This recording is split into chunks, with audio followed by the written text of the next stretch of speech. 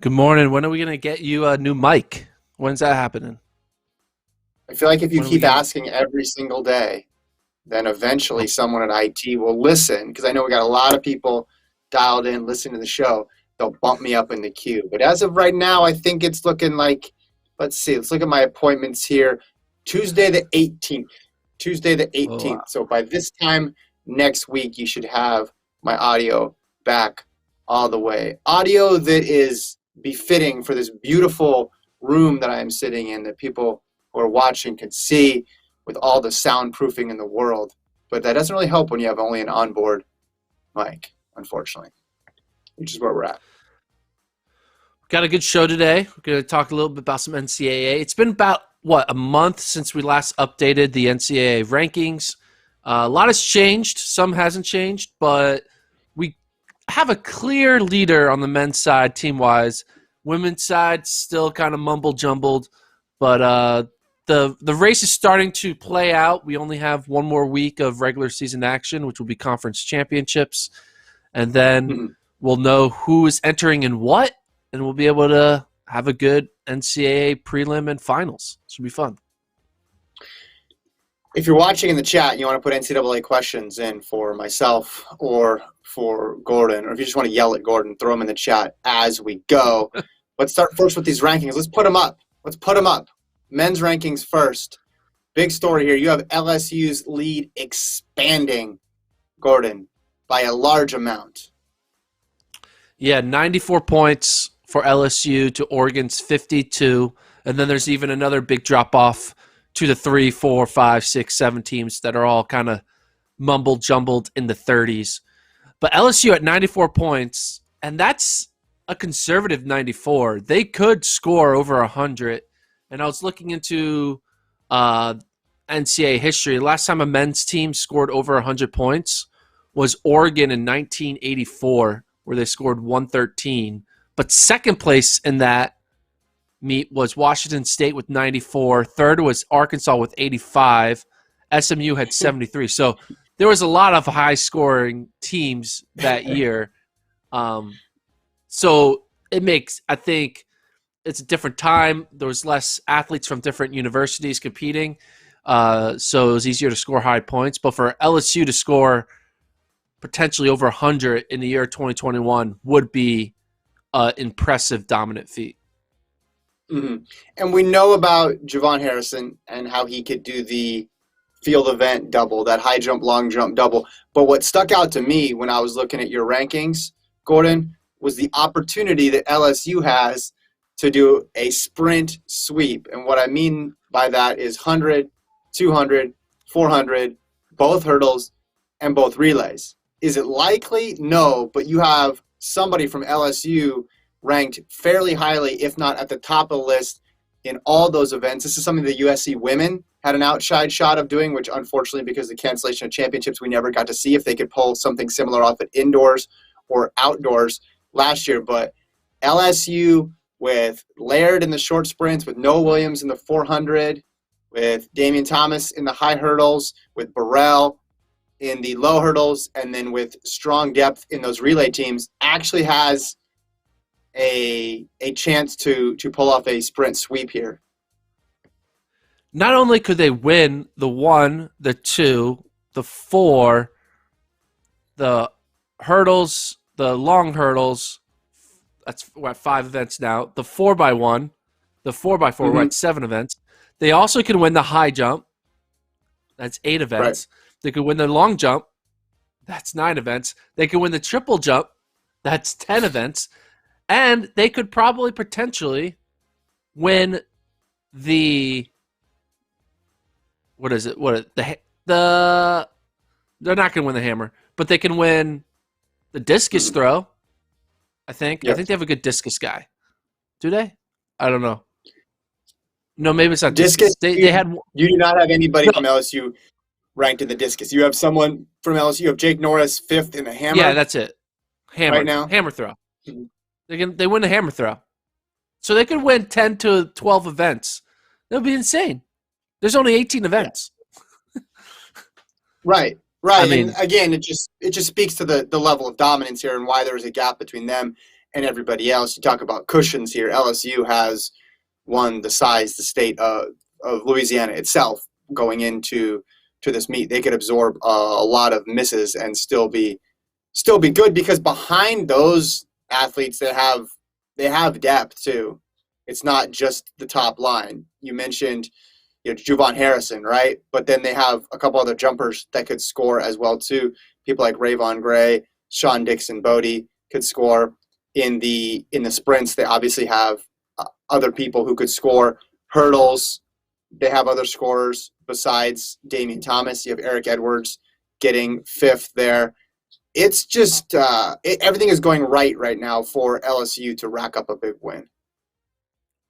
Yeah, and the big question is, how will Oregon kind of approach this meet, knowing that LSU has basically a full-on armor of an army ready to just pounce in every event?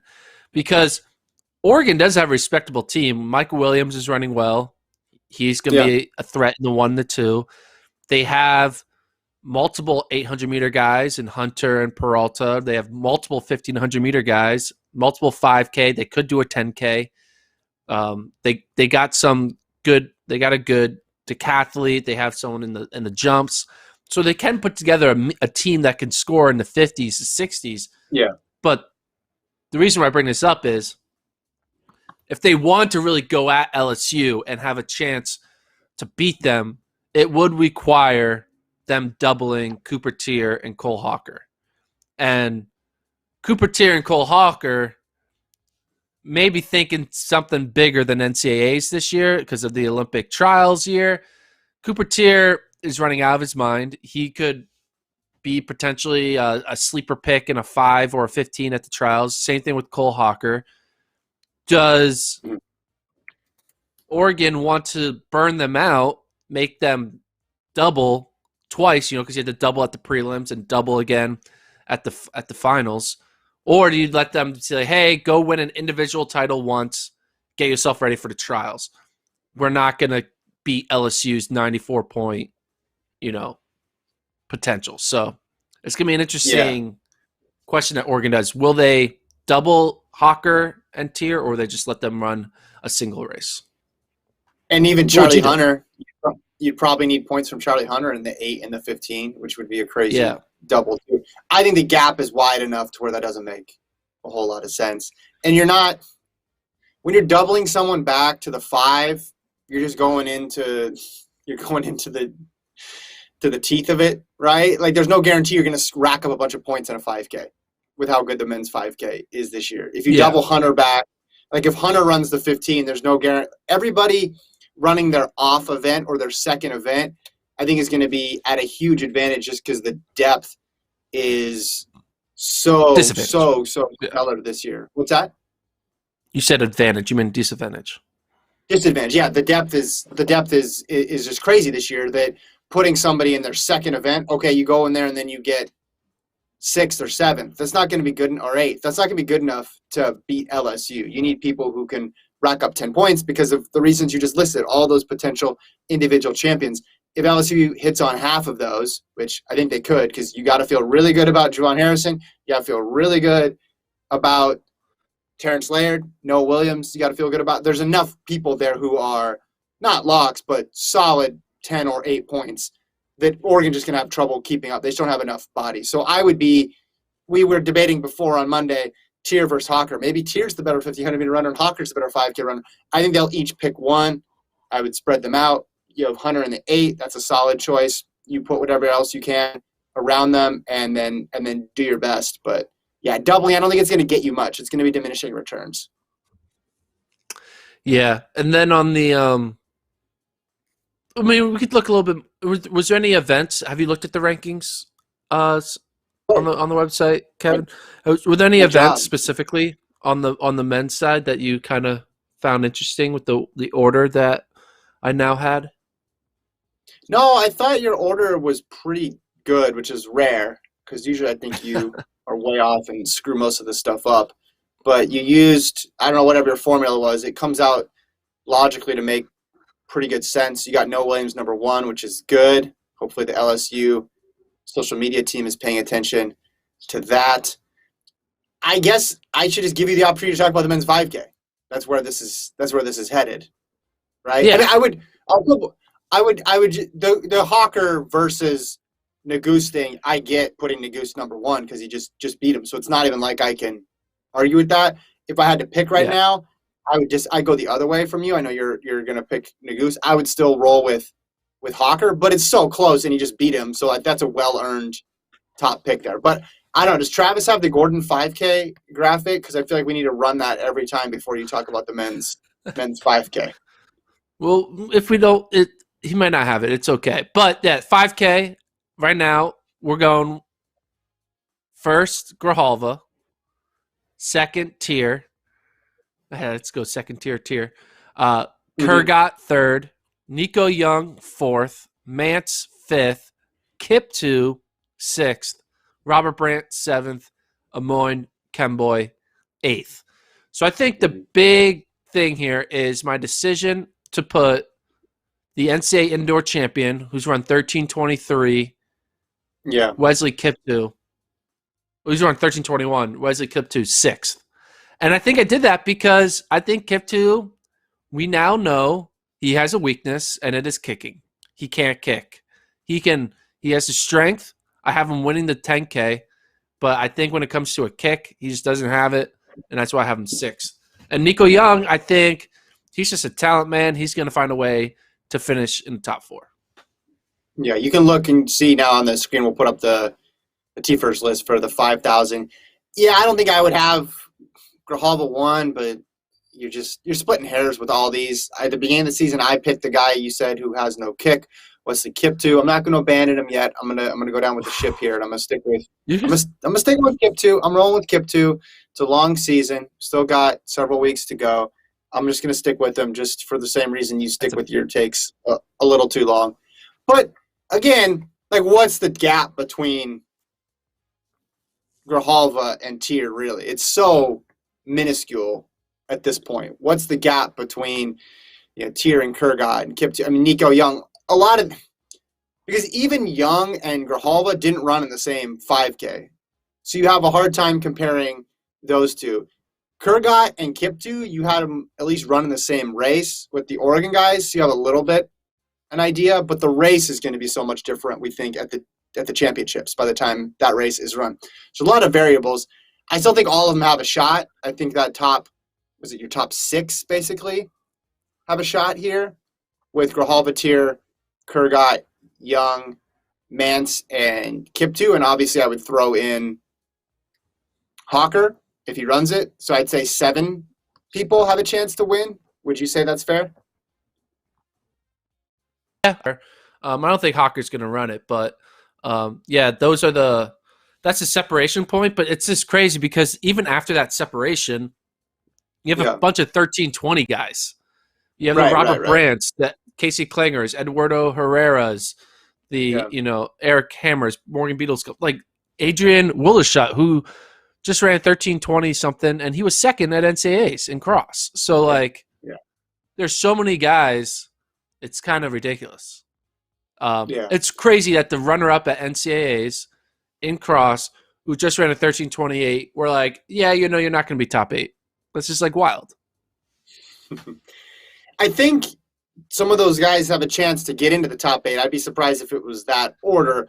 I'm just talking about people who have a chance to win, because some of those people might. Herrera getting third would not surprise me, but winning, I think, is going to come from those 7, just because those guys' ceiling is a little bit higher than everybody else. But you're right. I mean, Woucher got second in cross, so we probably should be giving him more of a chance. Maybe it's 15 people who can win NCAA 5,000. The longer the season goes, the less I know about the race. It's not providing any clarity at all. The more we run this race, it just gets more confusing. Yeah, and I feel like we're not going to know much. I think the NCAA West prelim is going to be a big, information gatherer. I think we might see a major guy get casualtied because they're in a bad heat and they get 6th in a slow sit and kick, and some guy who just happens to be a really good kicker who's like 14 flat pace is able to take away a spot from one of these 13-20 guys. I think that's going to be the main thing to kind of look out for. I mean, look at this. This is the West 5K. Luis Grijalva is 12th. Only 12 go. My man, who I think is going to win the whole thing, has the 12th best time. That's nuts. Yeah. Nuts. All right. Before we go to the women's side of things, we got a question from Evan. It says, what records do you believe will be broken on the men's and women's side this year at NCAAs? I don't know if he's talking championship records or NCAA records, but we'll keep it just to NCAA records. No one knows what a championship record is. Those are fake records, in my opinion. You keep track of championship records? Come on. I don't. So we'll do the overall NCAA record. Listen, I thought the 1500 was going to go down. I'd be surprised if it happens in a championship. Not crazy if there is a fast race. We saw the women's run in Austin, the Sinclair Johnson, Jessica Hull battle. That was pretty quick. The men could get going and could run under 335. They certainly have the capability to do that, but I wouldn't bet on it on that one. Obviously, I'm going through the list right now. I don't think anybody's going to run faster than Ceruni's 143 in the 800. Michael Norman's 43.6, I believe, is safe. Let's see. Shot put. Turner Washington. He threw 21.75, and the outdoor record is 22.00. So that's one that could go down. Women's side of things, I've said it before. I think the steeple mark could go down. I think Courtney Wayment could get that one. Are there ones you the ones you think that are vulnerable? I think the men's 200 is vulnerable. I also think the women's 200 is vulnerable. Women's 8, obviously. I think Mo would just have to PR. Yeah, but she's not going to run a PR now. It's just like, all right, we're good. We're good for the rest of the year until the trials. I think the 200 is like, for some reason, I think you can get on a good hot day, someone just run a really quick 200. So I think the 200s are the ones that are most vulnerable. Yeah. 1969, man, that's fast. If Terrence Laird does that, he is going to be a favorite to make the Olympic team a bit later.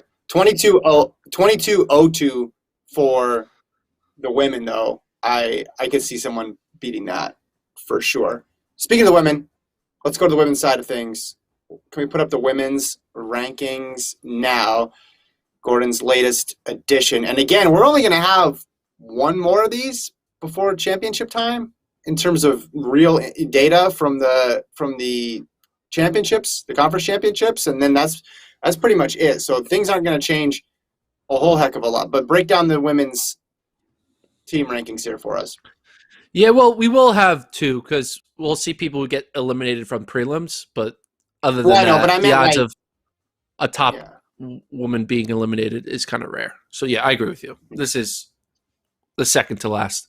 But yeah, A&M 62, LSU 57, USC 54, Georgia 50, Alabama sneakily there at 45, Texas 44, Arkansas 38, BYU. So like everyone is kind of set. It's like a 5-point difference from one team to the next, which is when you look from 1 to 6, you see a 20-point difference.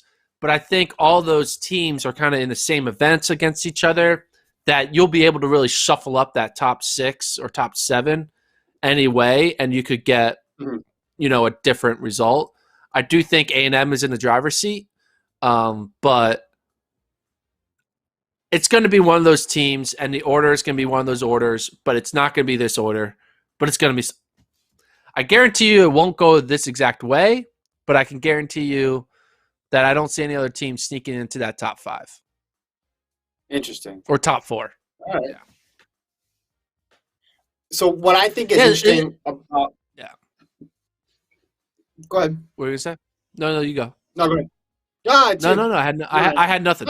I had nothing. I was going to take it a little different direction. I think what's interesting here is you have in every event from the 400 basically through to the 5,000, you have all these options where there's the best person or one of the top 2 people may not run the event, right? Yes. So you have a thing Mo in the 4 and the 8. Then you have the Sage Herta 8:15 decision. Then you have the Yeah. Whitney Orton 15-5 decision. I mean, you could also say the Courtney. I think Courtney Waymont's locked in on the steeple after running 9:31. But you could say the Courtney Waymont steeple 5K decision as well too, because she's looking like one of the best Yeah. 5K runners in the nation too. So Yeah. just the decisions are pretty clear. Chrissy Gear. Like that's an interesting one. Chrissy Greer, 15 3K steeple decision. Joyce Camelli, she is a steepler and a 5Ker. Like, that's a decision. She won the indoor 5K. Yeah, there's a lot of cross-pollination of events going on where between the 4 and the 10K, because everyone's going to do a 1-2 double. Everyone will do as many throw doubles as they want or jump doubles as they want. But there's a certain doubles that in a condensed schedule format, you're not sure people will attempt, and it will change it, right? A person here or two going to one event or leaving another can be a massive 5-point swing. And if you look at that, look at the results, a 5-point swing can go from LSU being second to first or LSU going from second to third. So it's just it's interesting. You could have a situation, a thing Mo runs the 4 instead of the 8, which opens things up for Herta and Miller in the 8. So then if Herta drops down, that opens things up like in the 1500 for Orton. But if Orton goes to the 5, there's just the butterfly effect here of one person's decision. I don't know if anybody's going to base their own race on who runs what event, because some people are certainly locked into it. But there is a situation where someone could be the 3rd ranked. Like right now you have Herta and Orton 1-2 in the 1500. There's a chance Herta runs the 8 and Orton runs the 5. There's a chance. I don't know if they're going to do that, but there's obviously a chance. And then the 3rd place person all of a sudden then becomes the top seed. And that 5K is interesting because you mentioned, Camelli could factor in there. Chilangat and Hennis have run fast. BYU is running in the Sound running meet this weekend, a fast 5. I think they're in different heats. Orton's in the fastest heat, and then Waymont's in the 2nd fastest heat. So we'll get to see where they are. But I'm guessing sub 15:20 is certainly possible. So that could shake things up for the last edition of rankings. Yeah. The next edition, the rankings will come out once we know what events everyone is entered in. So people will declare, the morning I think, of the last week. Yeah, 10 minutes declare before on that Tuesday. the final. Yes. Yeah. So, anyway. Yeah. So do you think maybe? Can you give me I don't want to say sleeper because I always ask you about sleepers, but who do you think has just some potential here that's not being fully realized or appreciated by the form chart? In any event? Or a team. Or team? Well, team-wise, we kind of skipped over it. I like to always think about who are those distance-only teams. On the men's side, Iowa State and BYU are both major considerations to finish on the podium, on the backs of their distance squad. BYU obviously has even more than just distance because they got a good pole vaulter. They have I think they have a decathlete. I could be wrong. But they got the steeplers, right? They got their 1,500-meter guys, and then they got their 5 and 10 guys. So they're kind of very all over the map when it comes to that. And then Iowa State, obviously, Kurgat, Kiptu, Festus Legat. They have a good hammer thrower, and David Tu's a good steepler. So they have that same thing. So that sneaky Iowa State versus BYU battle for who can get 4th in the nation will be interesting. Individually, though, I'm trying to think who's like someone that no one's really talking about could show up. I mean, Amaris Tynizma, I think I said her last name incorrectly, the Alabama freshman. She ran well at cross. I have her 8th right now in the 1,500. She could be a surprise, like shows up when it matters most and maybe wins an event in the 1,500, especially if the 1,500 loses Herta and Orton to different events. I could see, a freshman, Alabama freshman winning the 1,500, which would kind of be a surprise. Yeah, there's no one else that's really that sneakily like under. I'm looking on the men's side. Um, yeah, I don't know. I mean, we know the 5 and 10 on the men's side are kind of no one's really going Mhm. to shock us from what we think we'll see. 800, you could say the 800 is probably the most open because Charlie Hunter of Oregon hasn't really been doing too crazy things in the 800 scene. Same Yeah. thing with Adeli and Jewett. Um, I mean, we could see that Finley McLear kid from Miami, Ohio, kind of upset and win it. But we've already seen him. He got second in NCAA indoor, so it's not really that crazy of a deal. Um, yeah, no, I mean, one thing I did notice is Raymond Equevo, the Florida senior. I think he got second in the 60 or something, or he won. I think he got second. He's not entered at SEC, so Florida loses one of their big time sprinters, which is why Florida isn't ranked in the top four. Florida Mhm. loves to remind me that they get top four every year, and I love to remind them that I correctly predict where they're going to finish every year. Um, but I mean, I'm just being honest. I'm within one or two places. It's pretty good. But yeah, they lose their top guy. Maybe he just didn't have eligibility for the final outdoor season, or he's injured or something like that. But that's kind of a blow to Florida. Maybe the Houston freshman Sean Mazwaganavi, Mazwan. I don't know how to say his last name, but he ran a pretty. It was one day at a time at Houston. They ran at the Tom Tellis meet. He's their anchor to their 4x1. Houston, we're not really talking about Houston. We love to talk about Houston, but they do have the best 4x1 mark going up against LSU. They beat LSU at Texas, and then they lost to LSU at LSU. But Houston, like, they're putting together a strong core. Travis Collins has run a fast 100. Obviously, Sean has run a fast 100. So they could be kind of a interesting, like, ooh, they got some guys, and maybe they win the one and win the 4x1 and kind of keep Houston on the map. That could be kind of an interesting thing. One guy, though, that we're not talking about is Matthew Bowling, right? Bowling, man, Mhm. he won the 200 indoors, but since outdoors, he hasn't yet to put down any fast time. He hasn't run faster than his indoor 200 time yet. I Okay. think potentially SECs is where we're going to see Bowling kind of have a don't forget about me moment. Because right now he's kind of been low key for these past month and a half, 2 months. Him going up against Terrence Laird, they're running each other against in the 100, the 200, the 4x1, and the 4x4. We get to finally, well, Laird and Bowling kind of push each other, and Laird already is running well, but Bowling, Yeah. I think we can start seeing something quick from him.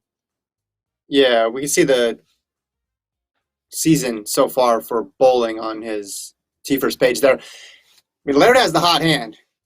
Laird is the guy to beat at this point based on what he's done outdoors. I know Bowling got him indoors, but Laird has just piled good performance on top of good performance. So I think he's the favorite in this race, and I think he's obviously the favorite going into the NCAA meet. You're thinking he can run potentially something all time in the NCAA meet, which means he's probably going to run something fast at SECs because they don't hold anything back. We've seen enough SEC championships to know. So I'm guessing you're thinking something in the 19.7s is possible. Yeah, especially if Bowling is like fit and ready to challenge him. I think Bowling's existence in that 200 final at SECs will push Laird to potentially not just do another 19.9, 19.8 high, but start flirting with the 19.7s. Maybe, dare I say it, go to 1969. So, Mm-hmm. Well, yeah, Bowling's PB outdoor 20.31, indoor 20.19 feels like it's due to get yeah. broken. I think at this point that one is just sitting there, especially the outdoor one, 20.3. I wanted to mention an under the radar person because she was a world championship finalist, got fourth in Doha in the 200. Talking about Angie Nellis of USC. She's only run in 2 meets this year. She hasn't run a 200. She DNF'd a 200 at the UCLA USC dual meet. So I'm not sure what's going on there, but she ran the 100 at the Long Beach Invite, the 100 at the UCLA USC dual meet. 200 is her better event, but she's someone who could obviously score points for the Trojans if she's at full capacity because she's the reigning 200-meter champion. But we don't know. I know early on we didn't have her ranked in the 200, had her ranked in the 100, dropped off obviously because of recent performances. So someone to watch. I think she might not have it this year though. I don't know. We haven't seen. She hasn't put it together any race that resembles a top 8 type performance in the NCAA. I think she's hurt. I just think, yeah. But maybe it's hard to just go the entire regular season and then all of a sudden, Pac-12, you were like, yeah, I'm going to run 20.4. I just don't see that. 22.4. I just don't see that happening. We've seen people get a late start though and make it happen. Someone who has a world championship experience. I'm just saying, don't count her out. Okay. I think that's your Pac-12 bias going right there. Do you have a Pac-12 bias? Again, no, I don't have Pac-12 bias. Maybe Pac-10 bias back in the day growing up when I had 10 teams. That's when I was really a conference super fan. She's running. Though at least we saw. I don't know what happened in that 200, but she's running, which is a good sign. If she's not there at all, and then you're like, okay, is she gonna magically appear at the end of the season? That's tougher to figure out. Travis has the tweet that Florida sent to you about getting the predictions wrong, which I think is great because it's not an accurate tweet. I'm just saying. You're getting trolled by a manager account, and you still respond. I think it's great. Do you see my responses though? Click see more. We'll show this on the screen. We don't need to see. Look at that. Look at that. How did I do it indoor? Oh no, keep on going. All the way down to Florida. Okay. Florida's final ranking and how I predicted they would finish right before the meet. It's a pretty good freaking prediction. Perfect. Yeah. Off by 1, off by 2, perfect, off by 2. I don't underestimate Florida. I predict where they're gonna finish very accurately. In fact, they hit you with the how it started, how's it going? Yeah. Sweet, man. Just saying. It's pretty good. I like that their track managers have a Twitter account. I want to say that. And I like it even more that they use it to troll you. I think this is good. But I think this is – hey, I live by my rankings. They work. You're not going to be right. The odds of picking every team out of 18 events with 30 points scored in each event, you're not going to get it right perfectly. But – if you're off by 1 or 2, many times, it's pretty good. That's all I got to say. Someone in the chat says Steiner isn't entered in SECs. Really? Uh-oh. That's what they say. The chat doesn't lie. The chat has That's not good. A very, very high level of expertise. I mean, you can Google now. You can Control F and try to figure out what's going on. This is a big deal. Wow, they're breaking my heart right here. Really? If it's not true, I appreciate them just sending you on a wild goose chase, though. That's good, too. No, I can bring it up right here, Kentucky. Garden is pulling it up, trying to see if Abby Steiner has picked the Olympic team. She's hurt. Oh, no. This is not good. You don't know that she's hurt. You can't keep saying these people are hurt. You're hurt. You don't know she's hurt. She's hurt. She would run Kentucky. She would run SEC so she wasn't hurt. And it makes sense because I'm looking at what has she run this year? She hasn't really run much in the outdoor season. I mean, she's run 3 times. She's only won 1 race individually where she won, but she didn't run that fast. She ran on April 16th at the Tom Jones Invitational. She ran 22:79. She won, but it wasn't. And she has a couple of relays. Mm-hmm. Yeah. Ooh, this is not good. Come on, Steiner, get healthy. I need you to make the Olympic team. Do they have the relay pool listed on there for SECs, or is she listed in that? Do you know? There's no reason to not run a 200 in May if you're healthy. We don't know. Clearly not healthy. To clarify, we don't know. Gordon is not reporting. Gordon is only speculating here. do not know. This is not reporting. So maybe she went pro. no, stop speculating. I don't know. Maybe she's got soccer practice or something. Maybe she's got soccer practice. I don't know. She was a soccer star. Anyway. Okay. Well, Travis, here, let's put up those SEC entries. We have them on there so people can say. Relays are included in here, according to... Yeah, she's not on it. She's not on the list. So, yeah. We got a situation here, man. We got a situation. This is not good. Hey, it's all right. I still believe she's still got a whole month, a little over a month to get ready for the trials. I still think she ran 22.3 indoors, won easily. So we're gonna figure it out. We're gonna be okay. It's gonna be okay, Gordon. I'm talking myself through this right now. Just for those listening. People in the chat are doing some good. People in the chat are doing some good sleuthing as well too. Ross says Hawker, Hunter, Jewett entered in the 800 for Pac-12. So, ooh, who'd you take in that? Hold on, Funky Jam Dude says Hawker's entered in the 8 and the 5,000 for Pac-12s. That's not fair. Well, he's probably doing that. Well, you put everybody in the 5,000 because everyone's in the 5. Yeah. So he like probably random run the 5. But yeah, like a javelin thrower could mess around and end up in the 5,000 of a conference meet. I mean, yeah, I'm in the 5,000. Yeah, they got my 12th year of eligibility, 5,000. So yeah, because I got the pandemic year, I'm Mormon, I'm in the military, I had 2 red shirts, so it all works out that I'm running for Oregon this weekend in the 5,000. Hawker 146.6 his PB. I think he go 145 high for sure in this race. Be pretty interesting. What's the order of that? Hunter, Hawker, and Jewett. Isaiah Jewett. I think Hunter will win. I think Hawker's. What's Jewett's PB? 145. Yeah. Honestly, with Hawker, I'm just looking at the time because I don't think he's going to be running 800 at the NCAA meet or the Olympic trials. So I'm just looking at time right there. Yeah, wow, 145.8 for Jewett this year. Man, he just PB'd at the dual meet against UCLA. Ugh. Yeah, I don't know, man. That's a blanket finish for me. That'll be a fun one. I'm going with Jewett. I'm going Jewett's going to win it. And then I'm going Jewett, Hunter, Hawker. That's what I'm going. Jewett, Hunter, Hawker. Okay. What's tier? Does anybody in the chat have it open? What's tier entered in? Can we crowdsource all this? Obviously, we know the 5K because everybody is. Do our jobs for us. Is it 15? Is it 15 or 5? Is he running a 10? That's the question. Is he going to run a 10K? Get a 10K qualifier? I don't see that happening. We'll see if people can control F their way to some.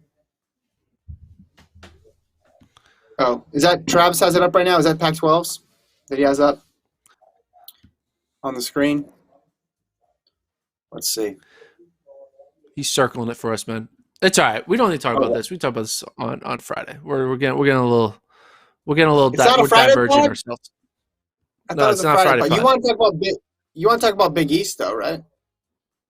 Yeah. Should we talk about Big East now, or do we talk about Big East on Friday? Let's do Big East right now. Okay, yeah, Big ahead. East, live on FloTrack. It's going to be great. It was supposed to be in Connecticut, but then it got moved to Geneva, Ohio. Big East, we're going to see some Villanova action, Georgetown, Butler, Providence, Marquette, Xavier. I could go on and on. Creighton.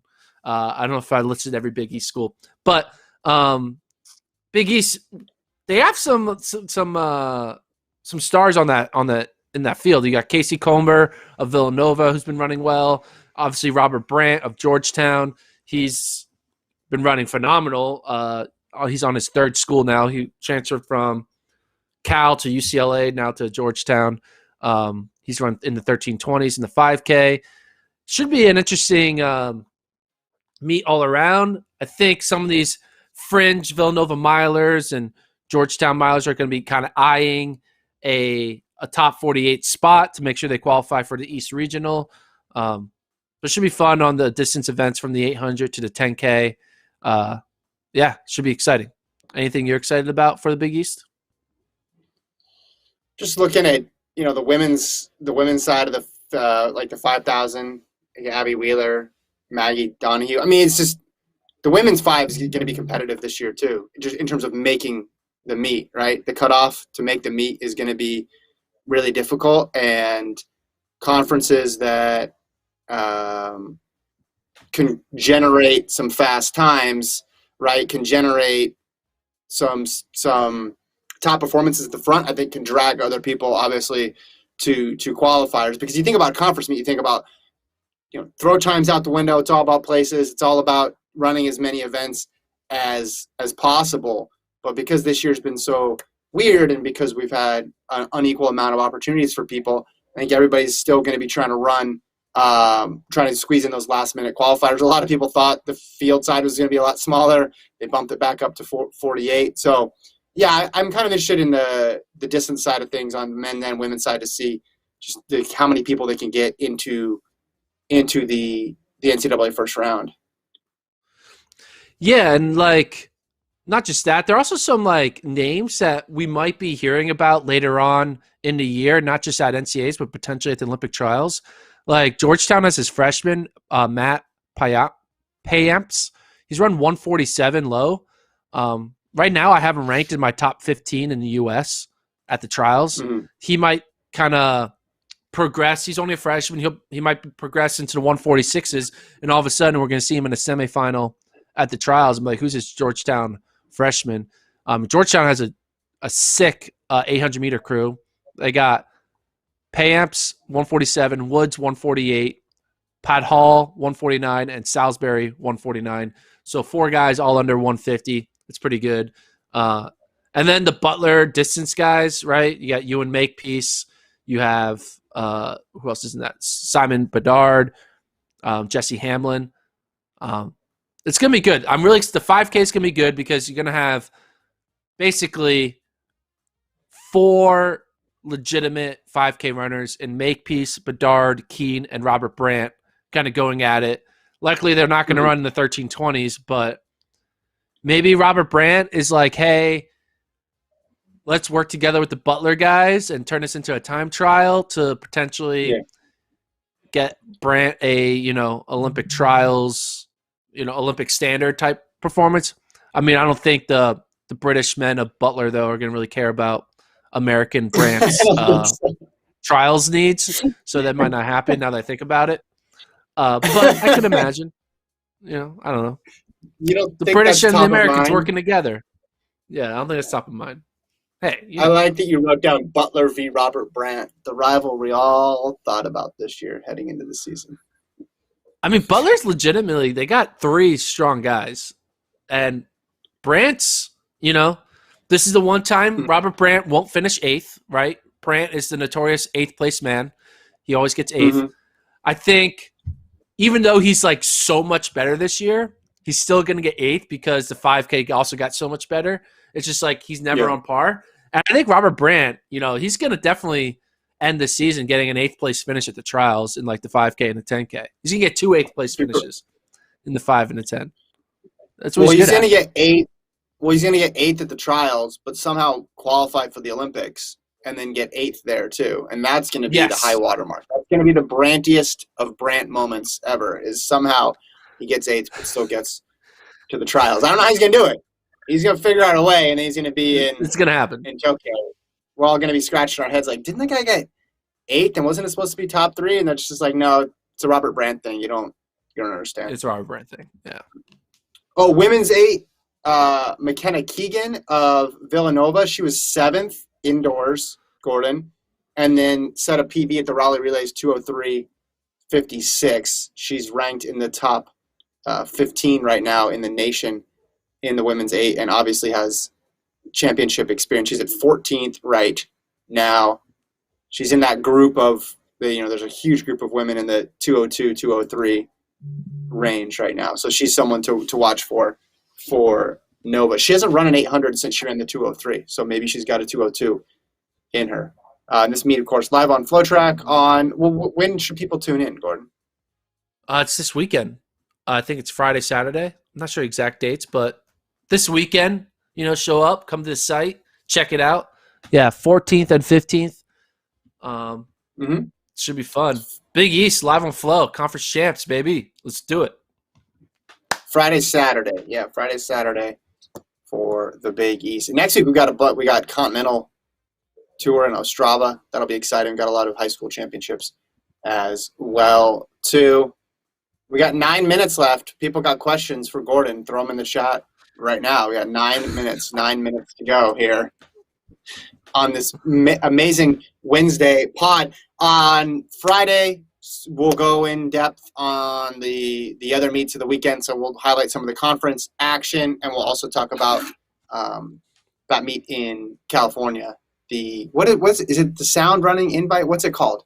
This is called the track meet. Okay, that's one. Okay, but there's been two. We're also going to talk about our new U.S. rankings. The new U.S. rankings. Let me tell you, man, they're juicy. There's some good U.S. rankings. I'm not being facetious, but no, they're good. I have a lot of changes have happened because I last updated them a month ago. We have a new top 15 in every event. It's going to be interesting to analyze. So those will come out probably later today, and then we can discuss them on Friday. So it should be good. So you're saying we have too much for the Friday show? Too much for the Friday show. Okay, we're gonna run out. So yeah, we probably should have moved that. Mehdi says the NJCAA Nationals are today and tomorrow. Okay, there are some fast Juco guys right now. Let's I'm gonna look at the NJCAA T-First list. They normally put together some. Check out outdoor. So unless it's Kenny, Kenny B running a 19.4 with a plus 700 mile an hour wind at altitude, it's gonna be tough to beat. True, it is gonna be tough to beat. I mean, there is a kid named Caleb Boger who ran 2036. In a 200. It's pretty good. Oh, okay. All right. Yeah, and then Denzel Fegan, he's run 10:17. That's pretty good. No, you're not. Yeah, beats DK Metcalf. What else we got? Let's see. There's a 45-71 400 meter runner, Caleb McRae. It's pretty good. What about 400 hurdles? I feel like there's some room for a 400 meter hurdle star at the college level right now. Yeah, let me look. I'm also trying to see if there's like a distance runner, like another like Wesley Kiptoo type. No fast distance runners, unfortunately. There's a sub 29:30 guy, but that's nothing too crazy. All right. There's a 13:65 hurdler. That's pretty good. 13:65.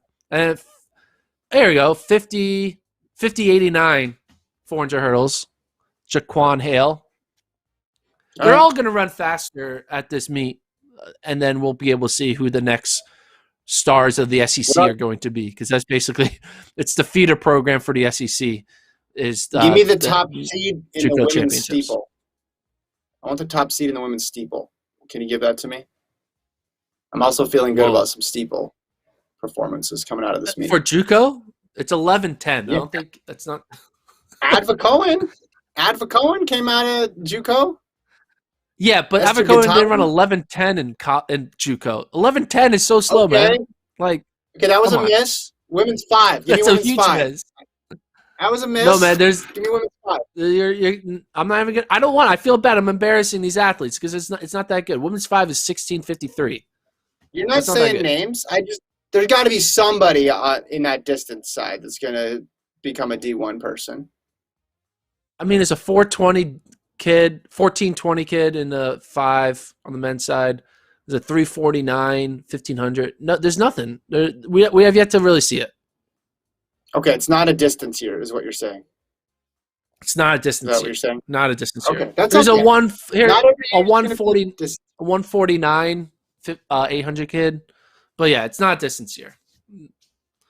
There's no Vincent Kiprops and Gilbert Keegan's that type of stuff, unfortunately. So man, go back. You watch that Gatahi Cohen rivalry. That was some good stuff. That was some good stuff a few years back. Lincoln was all That about was. that because Lincoln was Mr. NJCAA. Lincoln lost his voice screaming Gatahi, Cohen, Gatahi. Like they raced it like 5 times one time in like one championship. It was insane. He was making up events for them to compete against each other. It was cool. I liked it. They're doing all the same events in yards and meters. It was great. Yeah. Well, listen, Mehdi in the chat says he's got the 1500 and 800 prelim today. Wish me luck. So good luck, Oh, Mehdi. he's in it. There you go. Okay. Yeah, he's in it.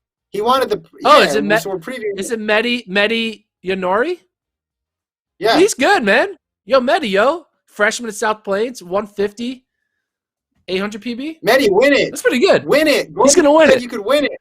Dude, Win it, Mehdi. you're gonna win, and then come back on the chat and talk about your win. That'll be great. What's he That's seated? what we're gonna see.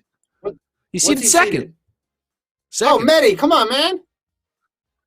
Yeah. So he's like the. Is he like the seated second? So is he's like the His team ahead of him. His teammates ahead of him. Oh, good rivalry. So him and what's he seated? What's he seated in the 15? What's he seated in the 15? Fourth. Oh, Mehdi, this is your meat, man. Second and fourth. Double. Is he like the Charlie Hunter of NJCAA? Some versatility Or the Festus here? Legat? The Festus Legat? Festus Legat of the NJCAA? Is he like the Sage Herda of the NJCAA? The Anna Camp of the NJCAA? Okay. Go out there and do it, people don't even know. You're just saying random names. Yeah, they do. They listen to the pod. There he is. Put him up. Put him up. Put him up on the screen. Look at that finishing pose there. Let's do it, Mehdi. I'm fired up. I'm checking the results after this meet. You need to. We're going to need to break this down. Where is NJCAA's this year? Do we know, Gordon? I guess we could ask Mehdi. He knows. He's already there. He's at the meet. NJCAA champs. I'm fired up now. 2021. They're in they're in South Plains. They're in Texas. Home track. No pressure. Mehdi, you got this. You got this. Charles in the chat wants to know if we think Drew Hunter can make the team in the 5K. So right now I just updated the US rankings. Like I said, he dropped in my 5K rankings. I mean, we need to see him do something, right? I think he's been injured. He hasn't put together any performance or data point to really show us that he's in the form that he was in 2019. So for Hunter, I think it's a wait and see. That's my take on that. But maybe he runs either this weekend or next weekend or weekend after that and puts together a strong 1,500 or a strong 5K or 3K. And then we're like, all right, he's back in it. But until then, you kind of got to give more credit to the people who've done something lately. So, can he versus will he? Two different things. Can he? I think, of course he can. Made a team before. He can do it again. Obviously, huge talent. I'm looking right now at just by times. So you got Kincaid, 12:58. Lamong, 12:58. Centro's not going to run it. 13 flat. Fisher, 13:02. Chalimo, 13:04. Bohr, 13:05. McGordy's probably not going to run it, we don't think. Klecker, 13:06. Kipchirchir, 13:08. Kipchirchir, 13:09. Kipchirchir, 13:08. True, 13:09. Jenkins, 13:10. Jager's probably not going to run it. Arasa, 13:12.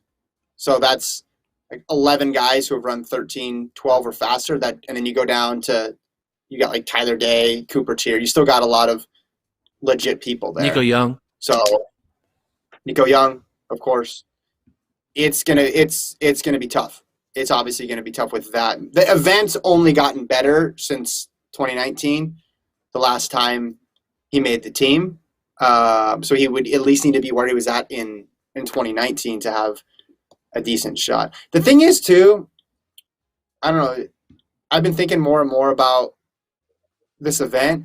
You have a lot of different types of runners up at the top of the 5K too. So the people who like it to go fast versus the people who can kick. So there's not, if you're in the second tier of the men's 5K, and you can say the same thing for the women's 5K, it's like harder to envision like a race where things break to your favor because all the people in that front group, you have basically all the types of racing styles represented. So you'd have to get a really good circumstance where things align for one of these bigger long shots underdogs to make the team, right? Because if it goes slow, I mean, Chalimo can kick. We've seen that before, right? Lamont can kick, like, yeah. Fisher can kick. If it goes fast from the gun, we obviously know what Woody Kincaid can do, right? In that scenario, it's just tough. And just the amount of people between 12:58 and like 13:04, 13:05 is going to be tough to get around. So it's going to be a long shot, I think. Possible. It'll be a long shot. It will be exciting. Right. Guys, I have to find a house. I'm going to see if I have a house appointment in like 20 minutes. Mm-hmm. Should I get the house? Should I do it? Are you buying or renting? No, I'm just renting a house, so it's not as much commitment. Not that big of a deal. So come back to me when you want to pretend. I want adult real life mortgage. When you have adult to make, let me know. Don't do that. Don't do any of that. Huge mistake on my part. I got to get my camera back from you, so I'm going to have to coordinate with you and figure out when I can get the camera back because I need to use it for tomorrow. In any event, we'll leave it there. Good luck to Medi and everybody running at Juco. Big East on Friday. We'll be back Friday morning. Thanks to Colt making his debut as producer. Of course, Travis with the assets and the pictures and the graphics. We'll talk to you guys on Friday. Workout Wednesday coming up today. Check the site this afternoon.